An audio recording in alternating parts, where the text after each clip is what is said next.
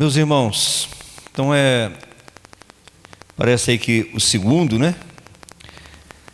A volta aí de Esdras, alguns pronunciam Esdras, outros Esdras, não é?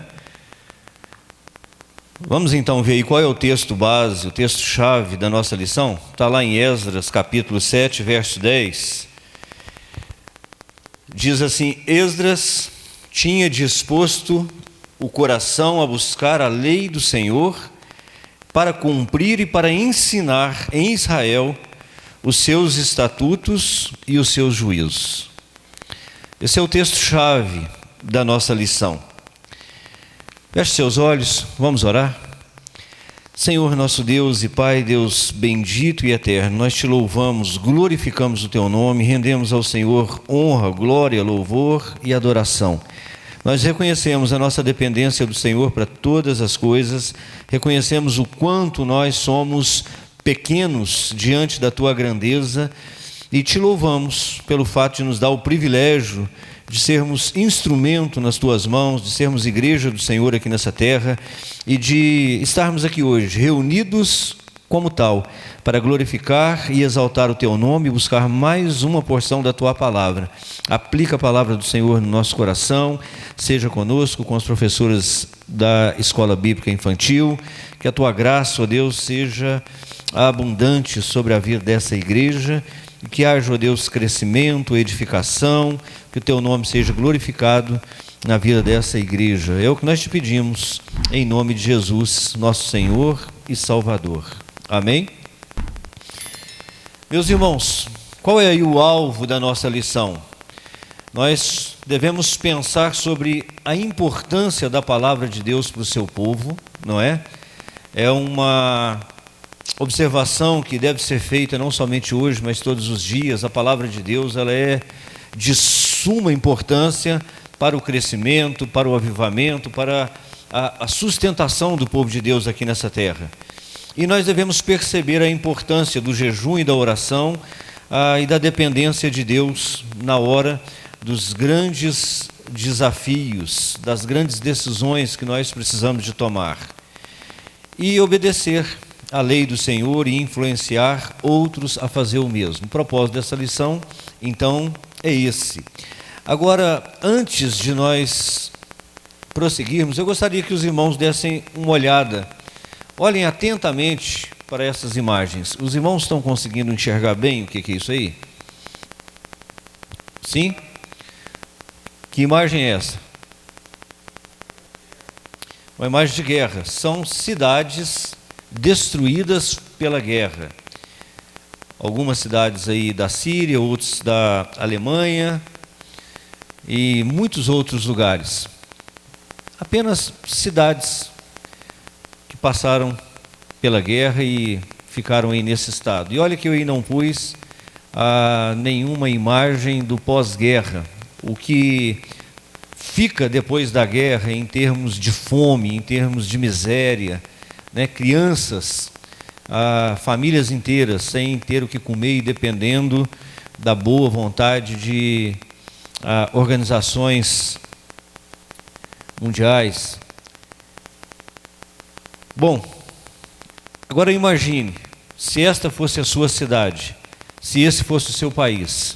Imagine você vivendo fora do seu país, está nos Estados Unidos, mas recebeu a notícia de que seu país foi atacado, a sua cidade foi destruída, alguns parentes morreram, outros estão passando fome, estão passando miséria. Qual seria o seu sentimento? Qual seria a sua atitude? O que você sente só de pensar em ver toda a sua cidade, todo o seu país destruído, passando miséria? Dá para pensar nisso? Qual que seria o seu sentimento? Tristeza, angústia, mais o quê? Medo. Medo. Será que ninguém ficaria com um pouquinho assim de raiva, de ódio de quem fez isso com a sua cidade, com o seu país? Sim ou não? Revolta, não é? Bom, e após esses sentimentos, qual que seria a sua atitude? Provavelmente, se conhecendo, sabendo como você é, qual que seria a sua atitude? Vingança, tá? O Neison esqueceu aí do texto que diz que a vingança pertence ao Senhor. Mas quem? Eu acho pouco provável você se deslocar de onde você está, ainda mais se você tiver uma vida estável, de onde você está, para você migrar para tentar ajudar.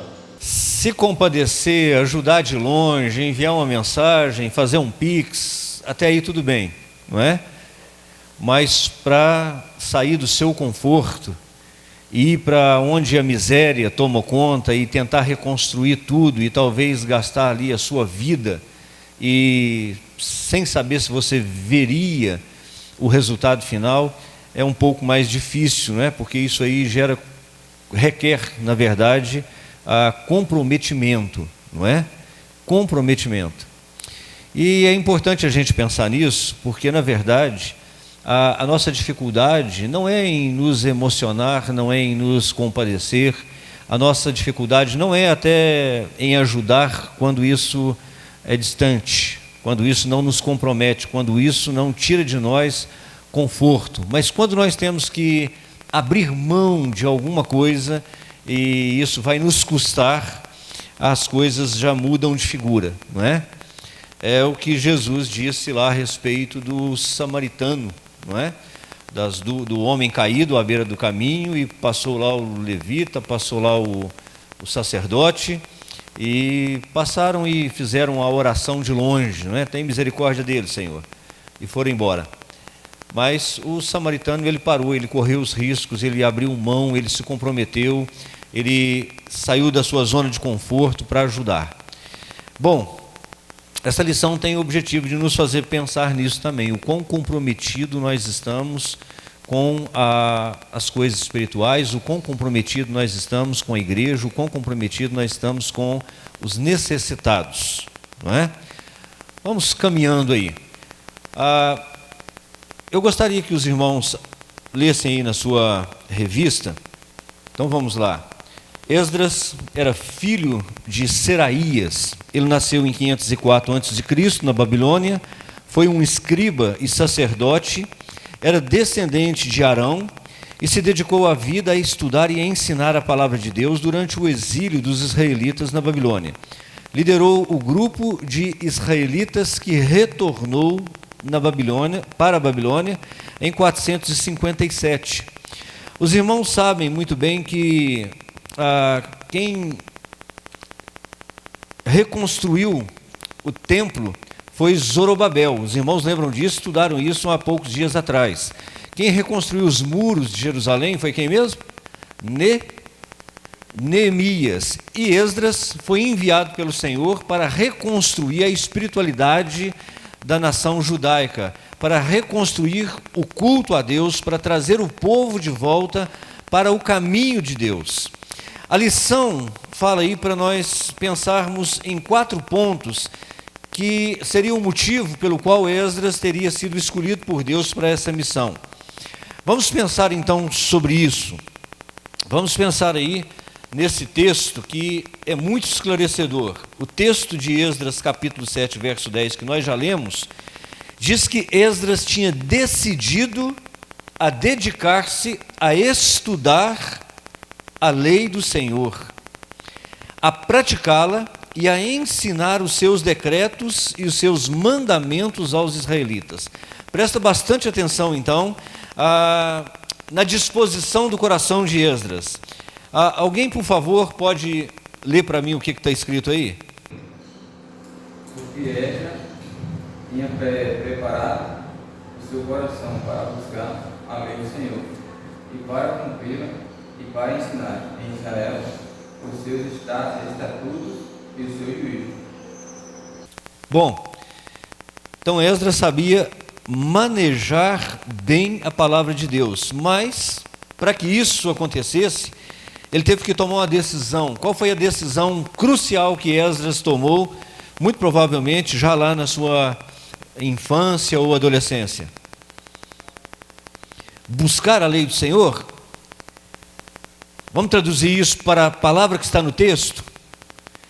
Ele decidiu foi uma decisão de dedicar-se a estudar. Primeiro ponto, uma decisão de conhecer o Senhor, de buscar o Senhor, como disse o irmão Neis. Ele decidiu, ele pôs no seu coração: eu vou estudar, eu vou aprender, eu vou conhecer a fundo a lei de Moisés. Mas ele avança, ele não somente conhece essa palavra, o que mais que ele faz? Ele se dispõe a praticá-la. Ele vai praticar essa lei, ele vai viver, ele vai experimentar, ele vai ter comunhão com Deus, ele vai obedecer a palavra de Deus. E então, e só depois então, de conhecer e de vivenciar a palavra de Deus, de ser um modelo, de ser um exemplo, então ele se propõe a ensinar a palavra de Deus aos israelitas que estavam no cativeiro. Meus irmãos, isso é muito interessante, porque isso é algo que qualifica Esdras como sacerdote, é algo que qualifica Esdras como um mestre da lei. Saber manejar corretamente a palavra de Deus, saber manejar a palavra de Deus, conhecer a palavra de Deus.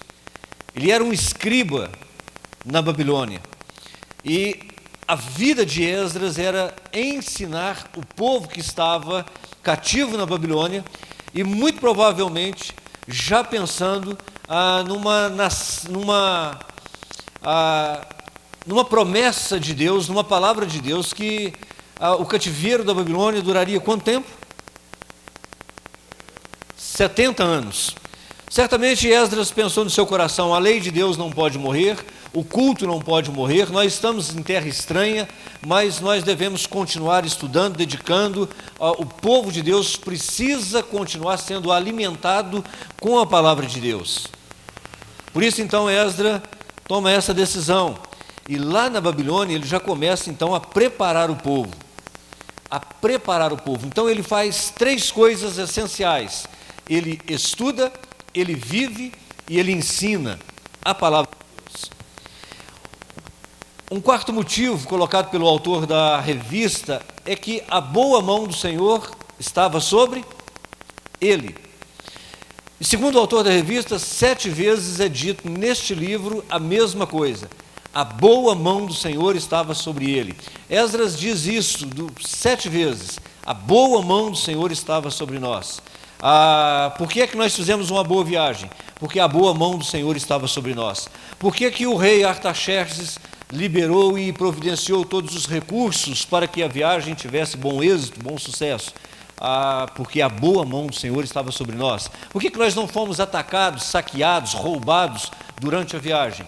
Porque a boa mão do Senhor estava sobre nós. A consciência de Esdras de que tudo aconteceu porque a boa mão do Senhor estava sobre ele.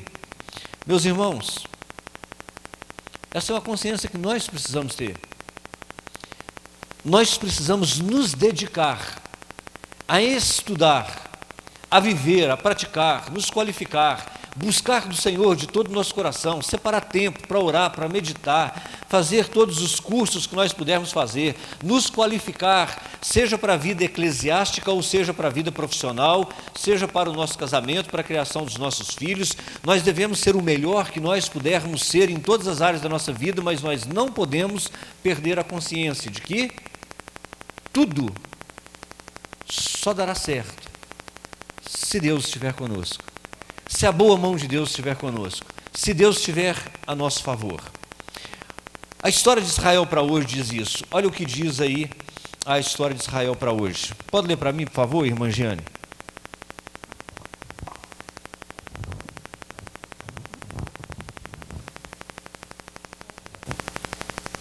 História de Israel para hoje.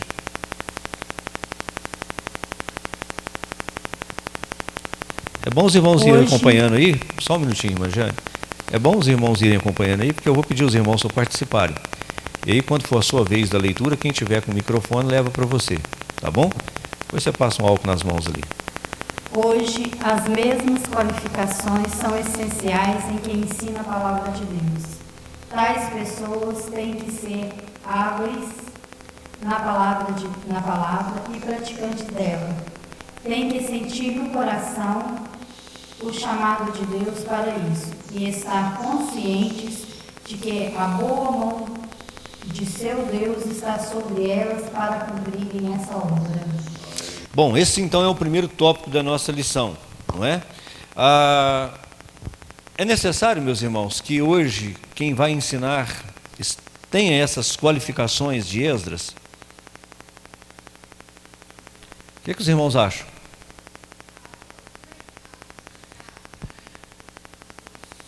Mas eu posso dar uma corrida de olho na revista meia hora antes de ir para o PG, meia hora antes de vir para a escola bíblica, e está tudo bem. Eu posso vir pregar no domingo, venho mais cedo, meia hora, sento ali, faço uma oração, Deus me ajuda, e faço a pregação no joelho.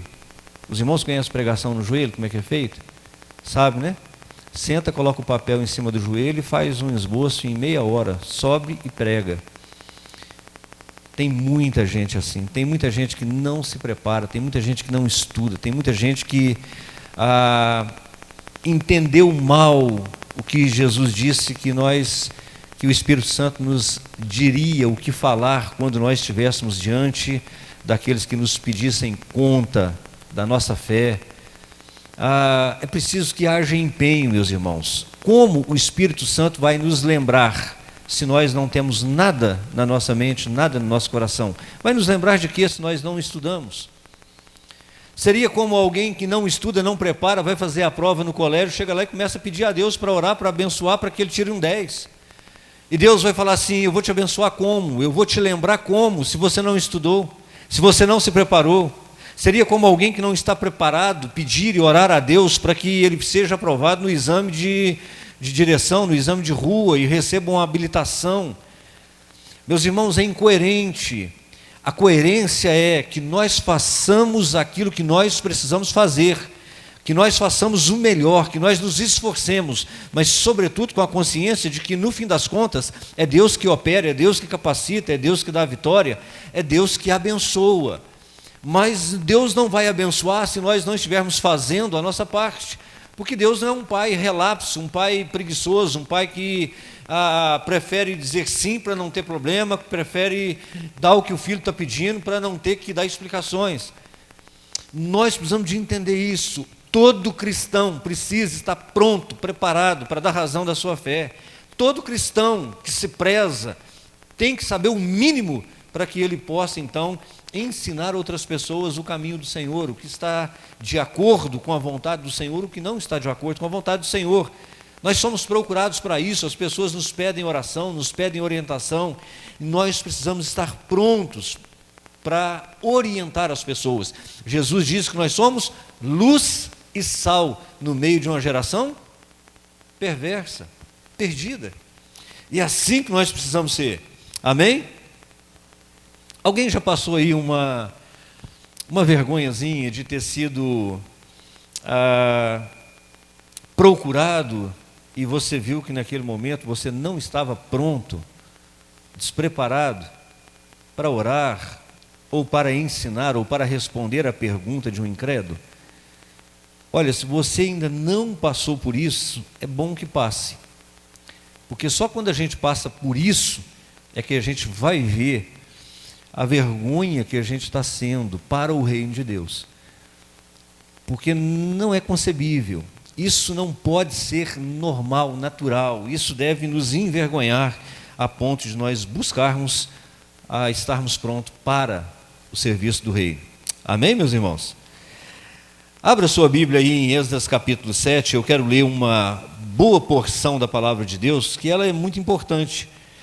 Essa porção aí do capítulo 7, do verso 12 até o verso 26, é a carta que Artaxerxes, ele escreveu, e segundo os comentaristas, é um comentarista da revista, ele provavelmente é uma cópia exata do texto original.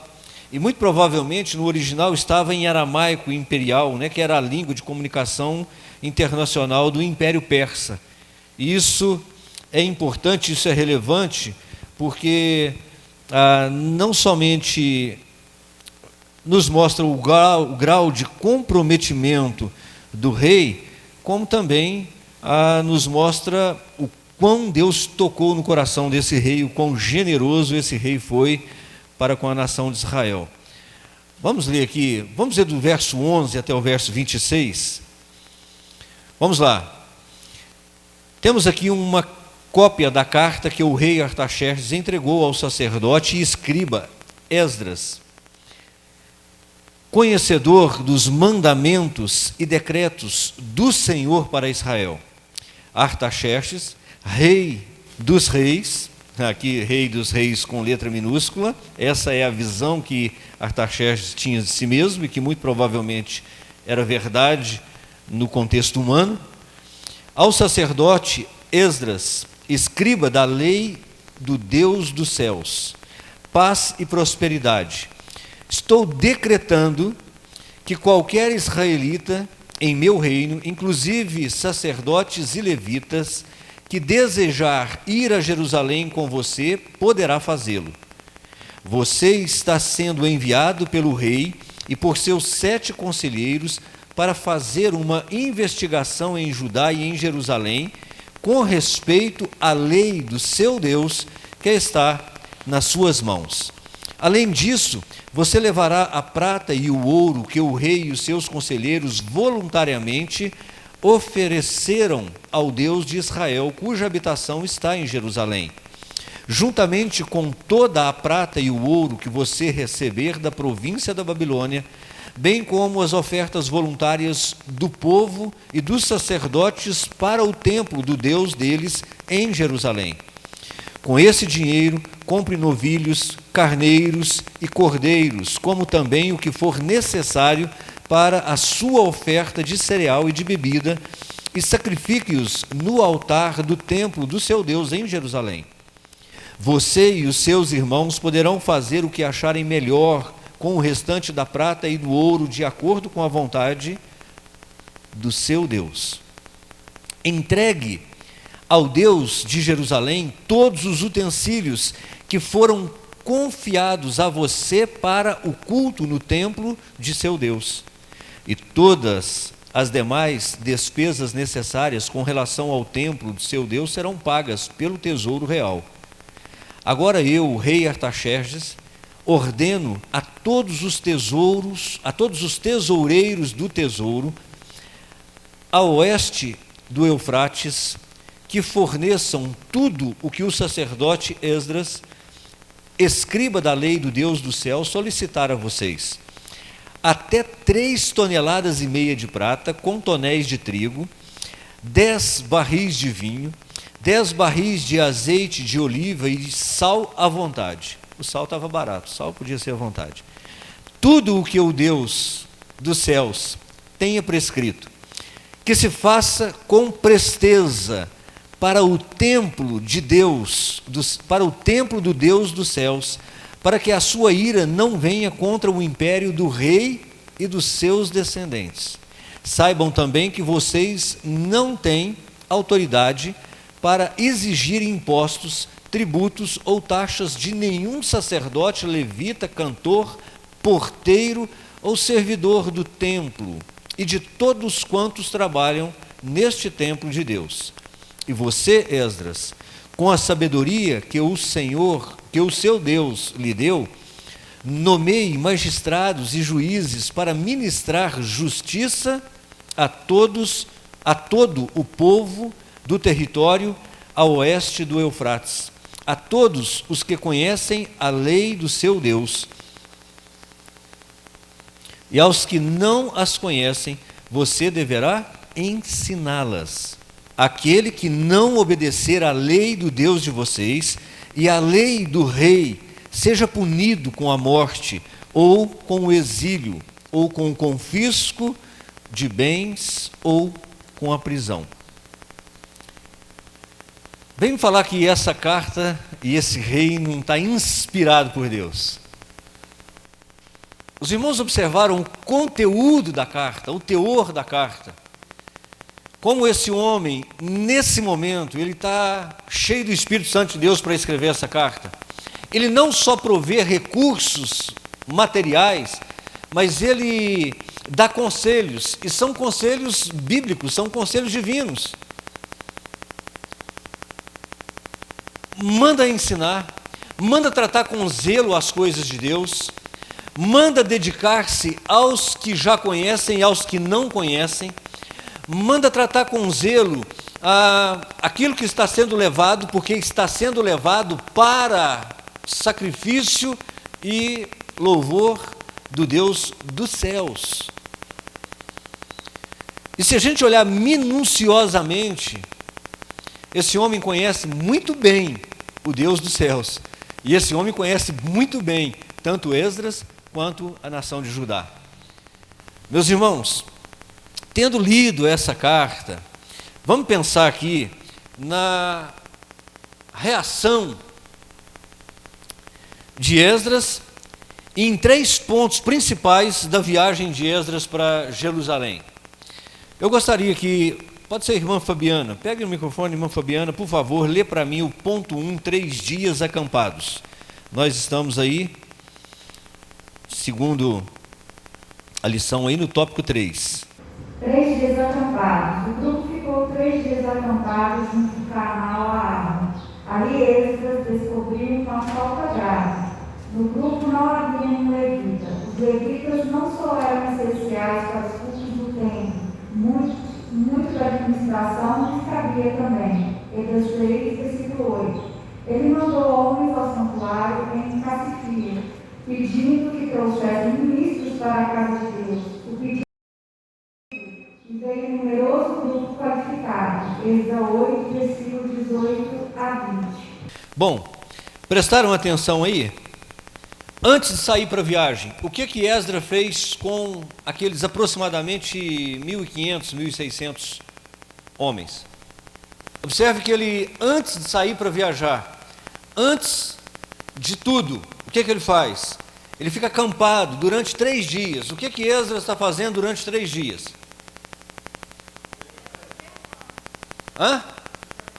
Se preparando, observando, checando, conferindo se está tudo certo, conferindo se está todo mundo, se tem tudo que ele precisava. E nessa boa administração, nessa boa verificação, 3 dias acampado, o que ele descobre? Está faltando quem? Levitas. E está faltando gente importante ou ele poderia seguir a viagem sem os levitas? Está faltando gente importante para o propósito da nação judaica, que é restabelecer o culto ao Deus vivo. E é impossível, naquele tempo, restabelecer o culto ao Deus dos céus sem sacerdotes e sem levitas. Bom, está tudo aqui? Tá. Opa, peraí, está faltando aqui uma coisa principal. O que está faltando? Está faltando os levitas. Qual foi a atitude de Esdras? Levita a gente arruma lá, afinal de contas, crente é tudo igual, chega lá, a gente derrama o óleo na cabeça lá de uns 200, 300 e eles vão fazer o serviço do templo. Foi isso que ele fez? O que ele fez, irmão Daniel? Ele mandou homens ao santuário de Cafisa para buscar alguns levitas, não só pela questão do louvor, do culto, mas também porque os levitas eles tinham organização e administração de todo o contexto de... Então vamos fazer um parênteses aqui rapidinho para a gente entender quem são os levitas. Quem são os levitas? Os levitas eram da tribo de Levi, que foram escolhidos por Deus para o serviço do templo, o serviço do culto. Qual é o serviço do culto? Pregar e cantar? Toda a administração, tudo que envolve para que um culto acontecesse em Israel, quem é que era responsável por isso? Os levitas. Eram eles que faziam todo o serviço do templo, desde recepção até a limpeza do templo, até tudo que precisava de ser feito, ali eram os levitas que faziam. Mas os levitas podiam ser qualquer pessoa? Não. Primeira exigência teria que ser de qual tribo? Da tribo de Levi. Deveriam ser homens consagrados. E a exigência principal era da tribo de Levi. uma tribo sacerdotal. Dentre a tribo dos sacerdotes tinha levitas. E depois dos levitas tinha uma espécie de levita de segunda categoria, que seriam os servos que ajudariam os levitas. Temos levitas hoje? Sim ou não? Da tribo de Levi. Oi? Não originais da tribo, nós temos também, tem pessoas responsáveis sobre a igreja. Temos administradores do templo, mas da tribo de Levi não. Sim. Eu acho que substituiu por diácono. Você acha que substituiu por diabo? Se nós olharmos assim, por um lado, nós diríamos, todos são levitas, todos que trabalham, que fazem o culto acontecer. O Alisson é um levita, o pastor é um levita, o recepcionista é um levita, quem limpou o templo é um levita. Por um sentido nós poderíamos dizer isso, mas pelo outro sentido nós diremos, nenhum é levita, ninguém é levita, porque não existe levita que não seja da tribo de Levi. Entenderam? Muitas igrejas denominam a equipe de música como os levitas do Senhor. Nada a ver. Exatamente a palavra nada a ver. Nada a ver porque não são levitas. São gente separada para o ministério da música. São importantes na igreja? Muito importantes na igreja. Tanto quanto quem limpa, tanto quanto quem prega, tanto quanto quem toca, tanto quanto quem filma e assim por diante. Por quê? Porque todo serviço é importante na casa do Senhor. A equipe do culto é toda a equipe que trabalha para o culto acontecer. Então nós poderíamos dizer assim, num certo sentido todos são levitas, mas não usamos a nomenclatura levita, porque senão foge demais do requisito principal para ser um levita. Então um levita não pode ser alguém que não seja um judeu da tribo de Levi. Um judeu da tribo de Judá, da tribo de Benjamim, que eram importantíssimas, é um levita? Não. Então como é que nós vamos querer instituir levitas, ou chamar de levita alguém aqui no Brasil? É incoerente, tá bom? Sim. Depois da ressurreição de Jesus, tá? Tanto é que você não vê isso no Novo Testamento, tá bom? Você não vê instituição de levitas, consagração de apóstolos, você não vê nada disso na igreja do Novo Testamento. O que você vai ver, que às vezes alguém que tem vontade de ser apóstolo poderia usar para defender, foi um texto que eu li ontem, que eu nunca tinha prestado atenção na Bíblia, que foi que Lucas chamou Barnabé, está dando um tinidozinho, Barnabé de apóstolo, mas só uma vez. Ele vai chamar Paulo de apóstolo e chama Barnabé, que estava junto com Paulo. Eu não sei se ele ficou constrangido de chamar Paulo de apóstolo e não chamar Barnabé, porque Barnabé era muito importante. Não sei por quê, por qual razão. Ficou ótimo, irmão. Não sei por quê, por qual razão, mas está lá escrito, né? Barnabé, Saulo, apóstolos. Bom, mas não é a prática da igreja, não se vê colocando ninguém no lugar de Tiago, quando Tiago foi morto, ninguém no lugar de João, não, que João foi o último, né? No lugar de Pedro, morreu Pedro, vamos instituir outro no lugar de Pedro, vamos derramar o óleo aqui na cabeça do Joaquim, para o Joaquim agora ficar no lugar de Pedro. Não, não é? E também levita não existe. Fechou o parênteses então, por isso nós não chamamos ninguém de levita aqui na igreja, porque não tem ninguém da tribo de Judá aqui. Amém? De Levi, da tribo de Levi. Bom, segundo ponto, enquanto inspecionava, enquanto descobriu, enquanto resolvia a questão, veja só o que eles fazem. O segundo ponto, o jejum. O próximo passo foi provocar um jejum, convocar um jejum, a fim de pedir o favor do Senhor para a viagem. Está aí no verso 21 do capítulo 8. Esdras não pediu escolta ao rei e testemunhou que o Deus poderoso estava com ele. Esdras 28, 22. Oraram e Deus atendeu às suas orações.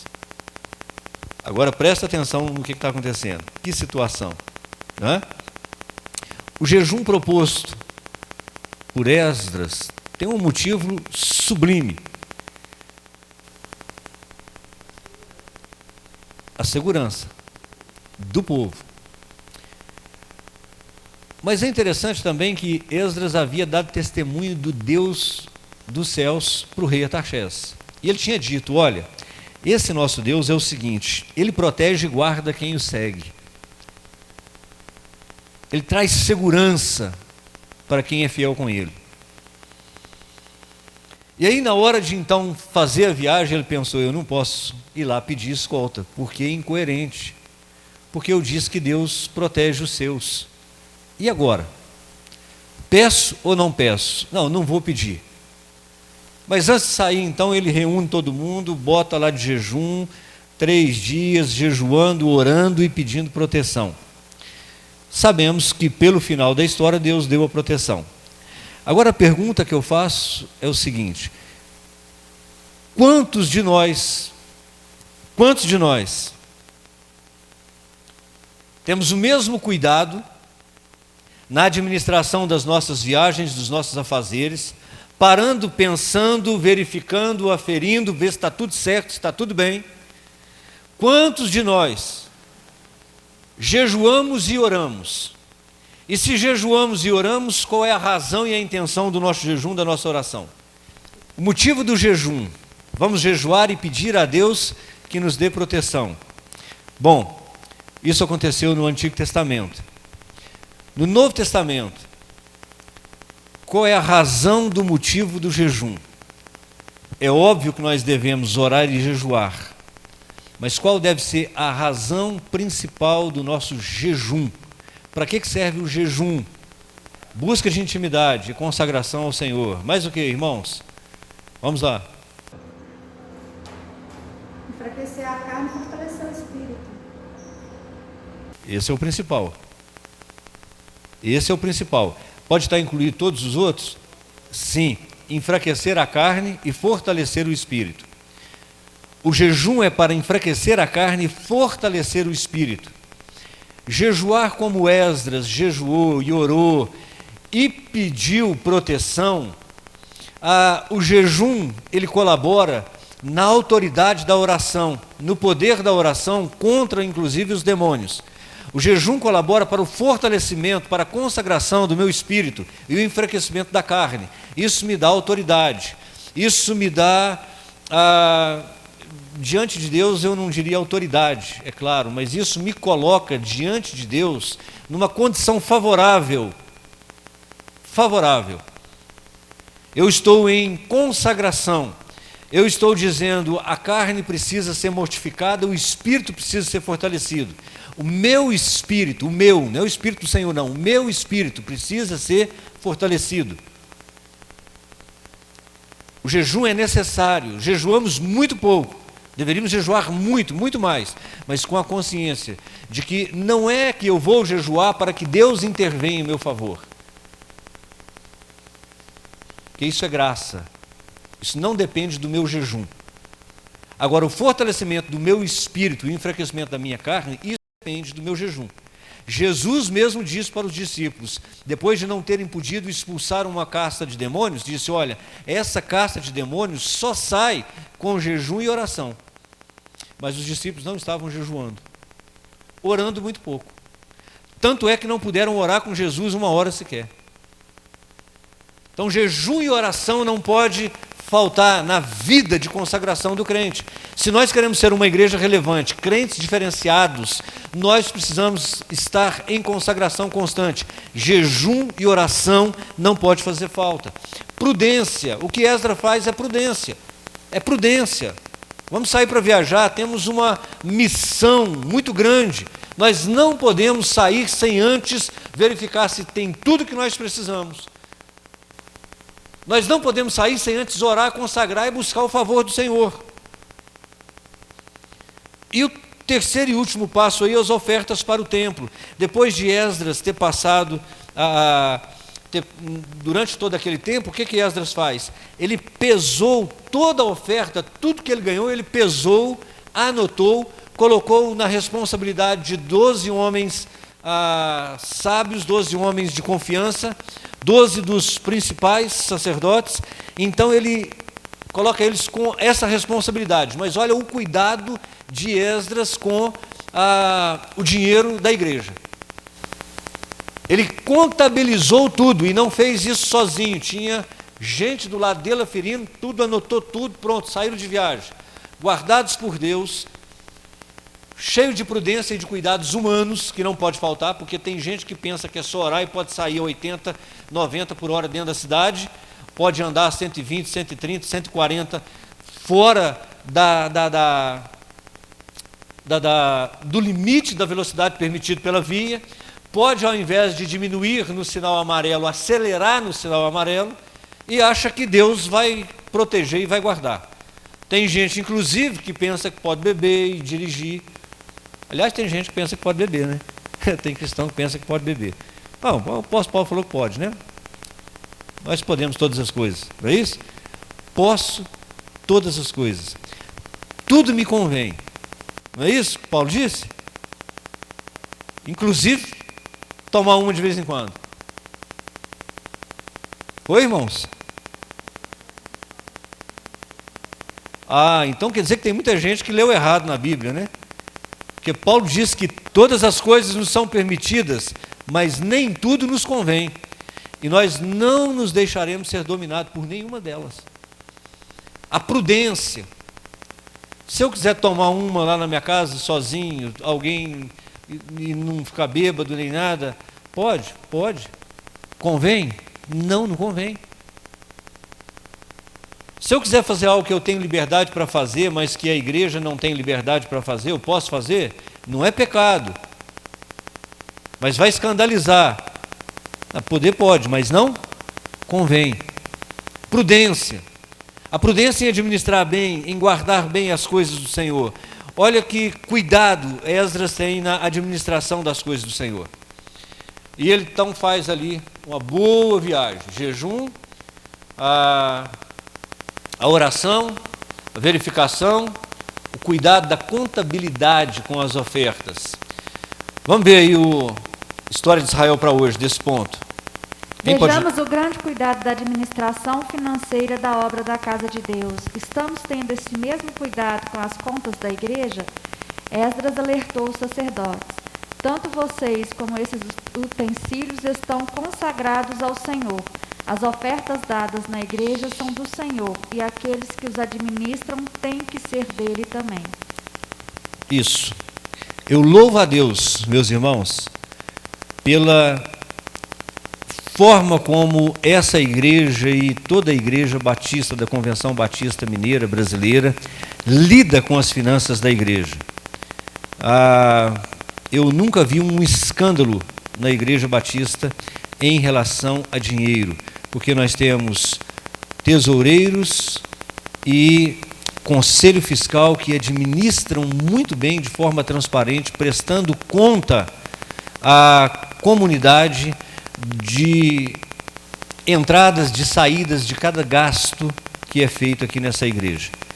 Então eu louvo a Deus por isso, e isso é um motivo de orgulho, um orgulho bom para os irmãos, de que a vida financeira dessa igreja é uma vida saudável, transparente, com a maior responsabilidade, cuidado e temor.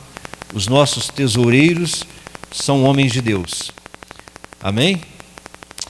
Próximo tópico aí, o tópico de número 4, tópico que fala sobre o ministério de Esdras em Jerusalém. Problema aí com os casamentos mistos, né? Eu vou resumir a história para que nós ganhemos um pouco de tempo. Os irmãos já estudaram a revista.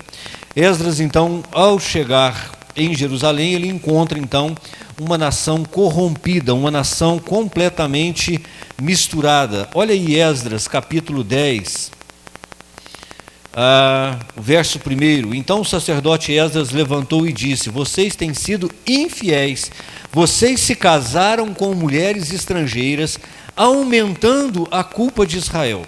Meus irmãos, o que acontece aqui é o seguinte: Deus desde sempre tem o maior cuidado com a nação de Israel, no sentido em que a nação de Israel não se misture com as nações pagãs, com as nações vizinhas. Qual era a razão? A razão fundamental disso é que, uma vez que houvesse mistura entre os judeus, os hebreus e aqueles que não eram hebreus, ficaria muito fácil inserir na nação de Israel o culto aos deuses pagãos, a mistura, o sincretismo religioso. Ficaria muito fácil corromper a nação de Israel. Isso é tão verdade que é o que é a derrocada de Israel em todas as vezes em que Israel é ferida de morte pelos seus adversários. Deus retira a mão, Deus retira a proteção, porque aquela nação está pecando contra o Senhor. Quando nós olhamos para a história dos reis, como vimos há pouco tempo atrás, os reis que não fizeram o que agradava ao Senhor, o que eles fizeram? Ou instituíram ou permitiram a instituição da idolatria em Israel. A idolatria é a abominação para Deus. A idolatria é o pano de fundo, é o pecado principal de uma nação. Porque é esse pecado que abre porta para todos os outros pecados. Porque uma vez que eu sou infiel a Deus, uma vez que eu não sirvo o Deus vivo e verdadeiro, com integridade, com inteireza de coração, eu estou já com uma propensão a muitos e muitos outros pecados. E como eu estou, então, em pecado de infidelidade, de idolatria a Deus, Deus então retira a sua mão protetora, abençoadora. Eu estou então à mercê do mundo, à mercê do inimigo. Eu estou à mercê da carne, então eu começo a me afundar cada vez mais na imoralidade. Eu começo a me afastar cada vez mais de Deus, e é isso que aconteceu com a nação de Israel. O problema aqui não é simplesmente o fato de ter casado com uma mulher que não professava a mesma fé. O problema aqui não é ter tido um filho com uma mulher que não é judia, que não é hebreia. A questão é a consequência disso. E quando Esdras então chega, Esdras fica horrorizado, tamanho da perversão, tamanho da infidelidade de Israel. E aí nós vemos então que Esdras toma uma atitude, ele toma uma posição como líder do povo, incentivado por outros líderes do povo. Se os irmãos leram lá a lição, os irmãos lembram disso. Esdras fica prostrado, Esdras fica jejuando e orando, como se não acreditasse no que estava acontecendo, sabendo que teria que tomar uma postura muito dura, muito difícil, muito radical, e talvez com um pouco de temor no coração. Mas então a liderança então se aproxima e diz: olha, não tenha medo, tenha coragem, é isso mesmo que tem que fazer, e é você que tem que fazer. Nós estamos com você. Então ele levanta, convoca todo mundo. E é interessante que diz o texto que havia uma chuva torrencial em Jerusalém. Muita chuva. Então quando Esdras fala: olha, nós precisamos fazer uma reunião, nós precisamos fazer uma assembleia e resolver a situação, o que é que nós vamos fazer com isso? Eles disseram: olha, é muita gente, não dá para reunir todo mundo em em 1 ou 2 dias. Precisamos de 3 dias para reunir todo mundo e está chovendo demais. Então Esdras deu 3 dias, e no dia marcado, então todos estavam lá na praça, todos com as suas mulheres e os seus filhos mistos. E o que aconteceu? Esdras então disse que eles deveriam mandar embora, mandar de volta para as nações de origem as mulheres e os filhos que não fossem israelitas. E isso foi feito. E isso foi feito. E isso foi feito. Houve então uma comoção, houve então um retorno aos princípios da palavra de Deus, foi restituído a adoração de Israel, foi restituído o culto. Agora, rapidamente, vamos pensar sobre esse fato, esse episódio, que é muito importante porque o significado dele é muito grande. Muito provavelmente alguém já pensou: que atitude radical, drástica, desnecessária. É ou não é? Que falta de coração. Como é que ficaram essas crianças que não têm culpa de nada? Que culpa tem as crianças dos pais terem desobedecido a Deus? Que culpa tem essas mulheres? Não era muito mais fácil então converter esse pessoal para o judaísmo e ficar todo mundo junto, numa boa? Isso está valendo para os dias de hoje ou não? Isso é coisa só do Antigo Testamento ou isso vale para o Novo Testamento? Deveriam sim haver essa ruptura para que preservasse a fé? Eu quero ouvir os irmãos. No meu caso, como eu já falei para os irmãos, eu fui criado no lar evangélico. Eu andei pelo Vale da Sombra da Morte, mas eu voltei. Quando eu comecei a namorar a Andréia, eu deixei claro para ela, se o meu lar não vai ser um lar dividido. Porque a gente começou a ir na igreja, né, e eu pedindo a Deus para Deus tocar o coração dela, e ela bem dura, né? Aí de repente, eu descobri que ela estava indo com as rezas dela, né, da igreja católica, porque você cria uma pessoa no catolicismo, até o poder do Espírito Santo convencer, muitas das vezes pode levar um tempo. Eu falei com ela, falei assim, olha, o meu lar não vai ser um lar dividido. Então eu estava propenso naquele momento a tomar decisão. Apesar dela ser a mulher da minha vida, eu vou tomar decisão. E o irmão estava nos caminhos do Senhor? Eu estava naquele momento. Está vendo? Mas é o seguinte, meus irmãos, esse episódio da Bíblia mostra para nós que a infidelidade tem preço, que o pecado tem consequências trágicas, dolorosas, e que essas consequências trágicas, dolorosas, muitas vezes elas extrapolam os limites da compreensão humana. Aos olhos humanos é fácil avaliar e dizer, olha, foi radical demais, foi desnecessário, mas nós nos esquecemos que desde o princípio a palavra de Deus, a lei de Deus, Deus de Deuteronômio, já estava escrito que Deus daria a terra ao povo hebreu, mas que o povo hebreu não poderia se misturar com os cananitas, com os heveus, com os heteus, porque esse povo, através das suas mulheres, corromperia a nação hebreia, e Deus iria puni-los por causa disso. Estava avisado, a nação sabia disso, correram o risco, assumiram a responsabilidade e colheram os frutos do seu pecado. Isso, em primeiro lugar, nos faz pensar que Deus é Deus santo, santo, santo. Eu até imagino que na misericórdia de Deus, Deus certamente deve ter protegido, guardado esse pessoal de volta para casa. Deus deve ter feito algo em favor deles. Isso é coisa minha que eu estou pensando, não está na Bíblia. Se está, não vi, não sei. Mas crendo numa graça extraordinária de Deus já naquele tempo, mas que não exime o seu povo de ser fiel, e fiel até a morte, fiel custe o que custar. Deus não iria abençoar aquele povo se aquele povo não se santificasse, não se purificasse. Deus não iria dar à nação de Israel a vitória que a nação de Israel precisava se ela continuasse misturada com idolatria. Deus age do mesmo jeito até hoje. Eu não vou dizer para você, irmão Lucas, que naquele tempo era assim e que no tempo de hoje, por causa da graça, é diferente, porque não é, porque há uma mesma proibição, porque isso aí é uma lei para o Antigo Testamento, mas é um princípio para o Novo.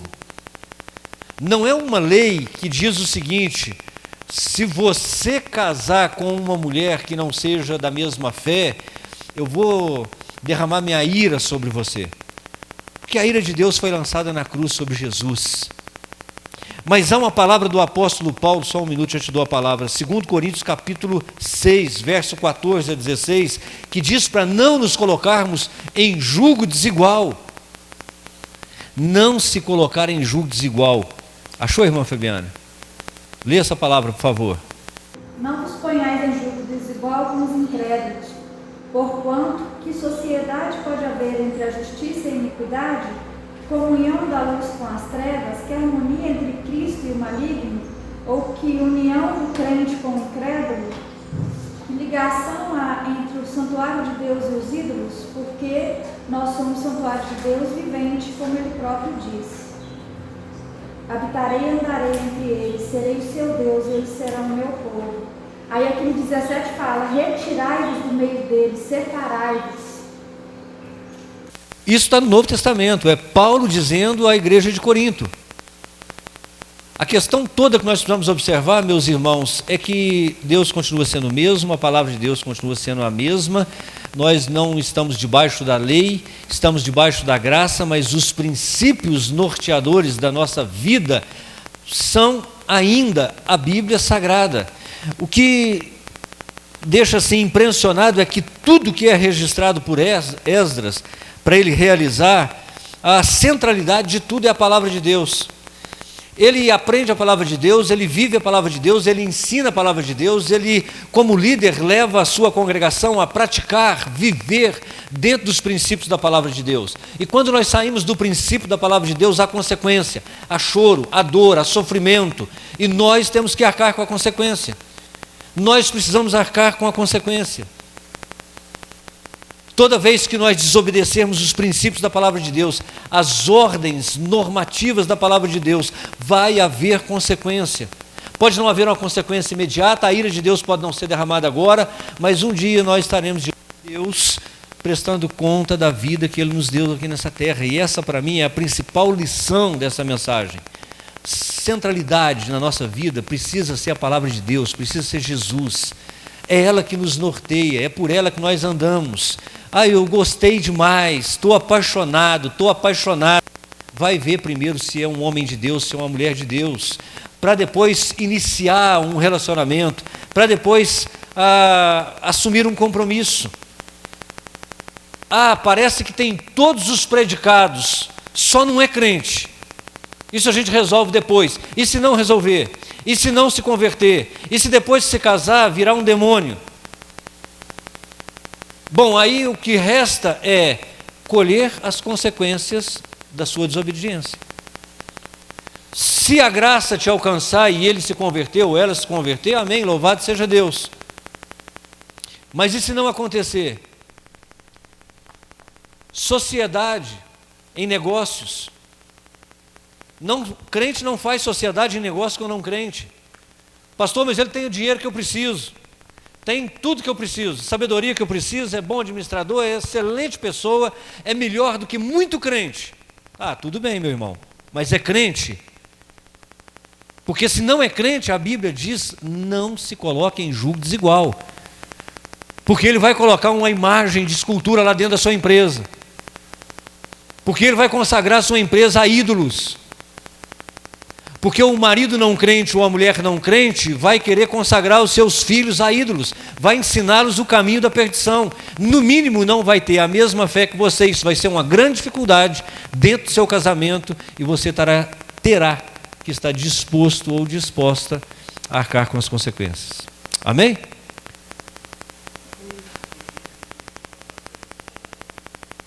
Sim? O homem mais sábio do seu tempo foi um tolo, porque não foi fiel ao Senhor. Vamos ficar de pé? Vamos orar? Equipe de louvor, vem aqui à frente. Senhor, nosso Deus, nosso Pai querido, nós te louvamos.